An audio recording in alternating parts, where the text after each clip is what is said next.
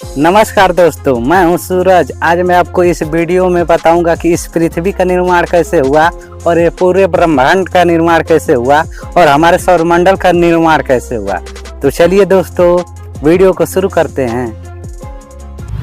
दोस्तों, हम इंसानों के मन में कभी कभी यह सवाल जरूर उठता रहता है कि जिस पृथ्वी और ब्रह्मांड में हम लोग रहते हैं, इसको कौन बनाया है और इसका निर्माण कौन किया है। दोस्तों, ये कुछ ऐसे सवाल हैं जो हमारे मन में कभी न कभी आते रहते हैं और हमारे मन को परेशान करते रहते हैं। दोस्तों, गांव देहात शहर के कुछ लोग अभी आज भी यही समझते हैं कि इस ब्रह्मांड पृथ्वी और हमारे सौरमंडल को भगवान जी बनाए हैं, लेकिन यह लोग गलत समझते हैं, क्योंकि इस पूरे ब्रह्मांड पृथ्वी तथा सौरमंडल को भगवान जी नहीं बनाए हैं, बल्कि यह प्राकृतिक रूप से अपने आप बने हैं। तो आइए दोस्तों, मैं आपको बताता हूं कि ब्रह्मांड पृथ्वी और हमारे सौरमंडल का निर्माण कैसे हुआ है। दोस्तों, आज से लगभग 13.8 अरब वर्ष पहले भारी पदार्थों से निर्मित एक गोलाकार पिंड था, जिसका आयतन बहुत छोटा था तथा इसका ताप और घनत्व तो अनंत था। यह पिंड एक गोलाकार बिंदु जैसा था। दोस्तों, जब यह गोलाकार पिंड था तब स्पेस तथा टाइम का कोई अस्तित्व ही नहीं था। दोस्तों, किसी अज्ञात कारण से इस गोलाकार पिंड में एक जोरदार महाविस्फोट हुआ।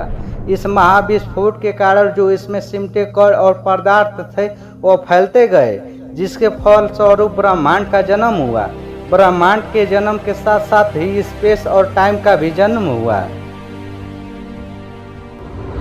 दोस्तों, इस महाविस्फोट से ब्रह्मांड फैल रहा था और उस वक्त 3,80,000 सालों तक इस पूरे ब्रह्मांड में डार्क टाइम रहा।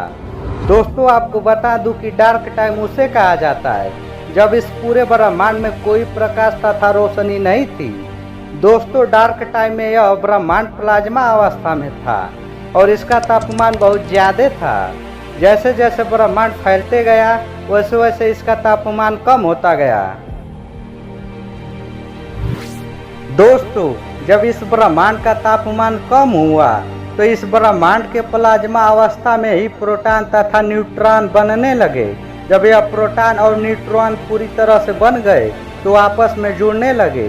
जब यह आपस में पूरी तरह से जुड़ गए तो हाइड्रोजन गैस का निर्माण हुआ।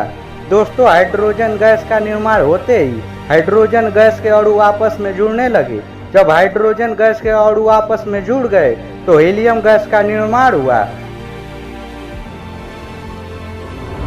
दोस्तों, यह प्रक्रिया लगातार लाखों करोड़ों साल तक ब्रह्मांड में चलती रही, तब जाकर हाइड्रोजन गैस, हीलियम गैस तथा धूल के बादल बने।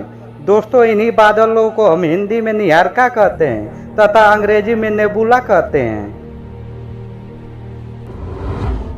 दोस्तों, आज से लगभग 4.6 अरब साल पहले जब यही हाइड्रोजन गैस तथा हीलियम गैस तथा धूल के बादल आपस में टकराने लगे तो इसमें घर्षण होने लगा।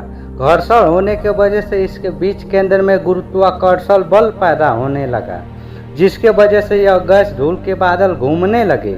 घूमते घूमते ही इसके बीच केंद्र में ज़्यादा घर्षण होने की वजह से इसमें हीट होने लगा। हीट होने से इसमें आग लग गई। आग लगते ही सूर्य का जन्म हो गया और बाकी जो गैस धूल के बादल बचे थे वह सूर्य के चारों ओर सूर्य के गुरुत्वाकर्षण बल के कारण चक्कर लगाते रहे। कई सालों तक चक्कर लगाते लगाते यह आपस में एक एक करके जुड़ने लगे। इसी तरह जुड़ते जुड़ते हमारी पृथ्वी सहित बुध, शुक्र, मंगल, बृहस्पति, शनि, अरुण, वरुण और उल्का पिंड तथा क्षुद्र ग्रहों का निर्माण हुआ, जिसे आज हम सौरमंडल कहते हैं। तो दोस्तों, अब तो आप अच्छे से समझ गए होंगे कि इस ब्रह्मांड पृथ्वी और हमारे सौरमंडल का निर्माण कैसे हुआ। दोस्तों, आई होप कि आज की जानकारी आपको बहुत अच्छी लगी होगी। ऐसे ही मज़ेदार जानकारी लेने के लिए मेरे चैनल को सब्सक्राइब करें और मेरे वीडियो को लाइक शेयर करें।